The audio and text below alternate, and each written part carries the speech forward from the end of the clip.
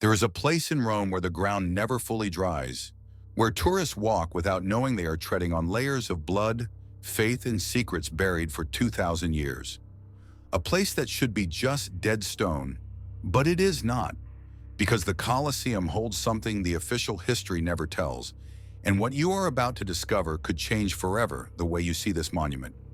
Stay until the end of this video because I will reveal what happens there when the lights go out. And if that intrigues you, subscribe to the channel and turn on the notification bell. This is only the first of many stories time tried to erase. For nearly 2,000 years, the Colosseum has remained an open scar in the heart of Rome. Beneath it stands, blood and faith met in a spectacle that challenged even the gods themselves.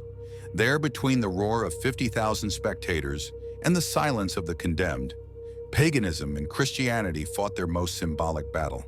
Not with sword, but with souls. When the sun rose over the marble columns, Rome celebrated earthly power. Gladiators prepared to die. Beasts roared in the underground cages. The empire felt invincible. But at dusk, when the last torches went out, whispers of a new faith echoed through the shadows. Forbidden, persecuted, yet unbreakable. And the Colosseum, built to glorify emperors and humiliate enemies, would become the stage for the victory of the invisible over the visible empire. But before we understand how this happened, we need to go back to the beginning, to the day this structure was born, on cursed ground. In the year 72 AD, Emperor Vespasian ordered the construction of the largest amphitheater on earth. 40,000 men, mostly slaves, raised the monument with stone, sweat, and terror. 8 years of brutal labor. Thousands died during its construction. But what most people don't realize is this: the chosen site was already considered sacred. It was the former lake of Nero's palace, the emperor who burned Rome and persecuted Christians, a place that held offerings to ancient deities and human sacrifices. From the very beginning, the Colosseum was built on ground consecrated to spiritual forces. And perhaps that is why, from the start, this place carried something different in the air, a presence that never left. When it was inaugurated in 80 AD, the spectacle lasted 100 days. 100 days of blood, of mangled bodies, of screams blending with the sound of drums, trumpets, and the frenzy of a crowd thirsty for death. 9,000 animals were slaughtered in just the opening week. Exotic beasts brought from Africa, lions, tigers, bears, elephants, were not mere entertainment. They were symbols of the primal forces Rome believed it could control. Every death was a declaration of supremacy. Every silenced roar, proof of imperial power, and every drop of blood spilled there was an offering, not just to the emperor, but to the gods of the Roman pantheon. Mars, god of war; Neptune, lord of the depths; Pluto, guardian of the underworld. They all drank from that arena, and the crowd applauded, ecstatic, as if attending a religious ceremony. Because in a way they were. But among the bloodthirsty crowd, different faces began to appear. Men and women who would not bow to the old gods, who refused to offer incense to Caesar, who preferred death over denying their faith. And when it was their turn to enter the arena, barefoot, unarmed, condemned, they did not beg for mercy. They simply closed their eyes and prayed. The first Christians saw in that sacrifice not defeat, but an eternal testimony.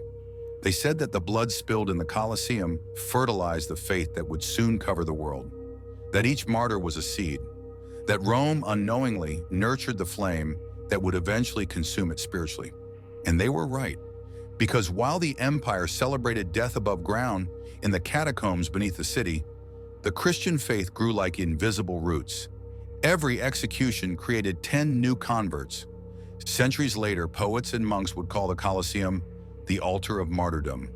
And perhaps they were right, because in every stone, traces of faith and suffering remain, vibrations that time has not erased. Even today, those who walk among these ruins feel something in the air, a presence, an inexplicable weight, as if invisible echoes still cross the space, whispering prayers in forgotten languages.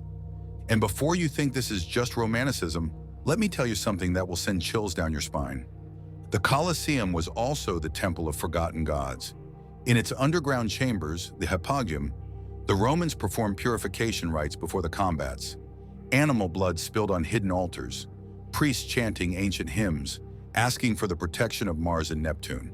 Inscriptions found in the corridors reveal astrological symbols, complex numerology, pagan invocations written in dead languages.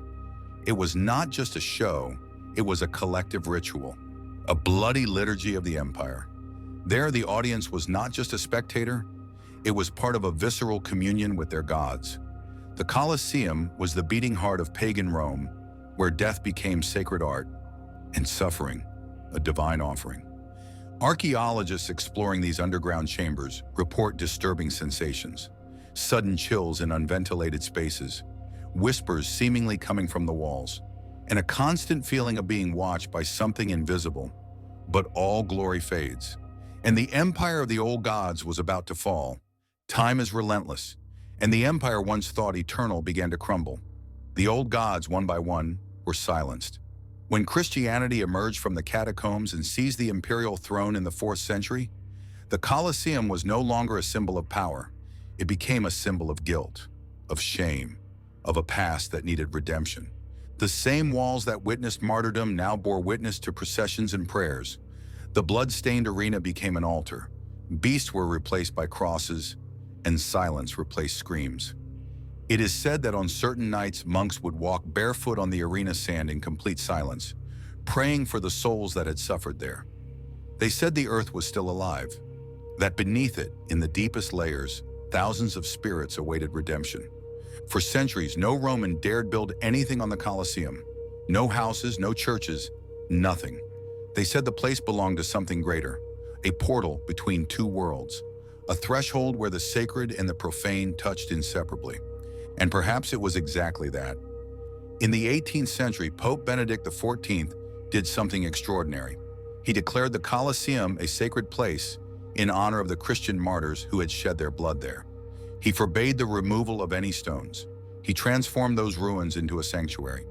But some say he also intended to seal something deeper, a dormant energy, ancient, pre-Christian, that still pulses through the foundations of the site like a stone heart that has never stopped beating. Because since then, reports have multiplied. Pilgrims speak of voices echoing in the empty galleries at night, of lights moving beneath the floor with no apparent source, of sudden chills cutting through the skin, even under the scorching Roman sun. Night guards report shadows moving between the arches, footsteps echoing in corridors where no one is present. There are even documented cases of people swearing they heard the roar of lions in the 21st century. Some tourists describe inexplicable dread when entering certain sections of the monument. Others claim to feel invisible hands touching their shoulders, and some cameras stop working in specific areas with no technical explanation.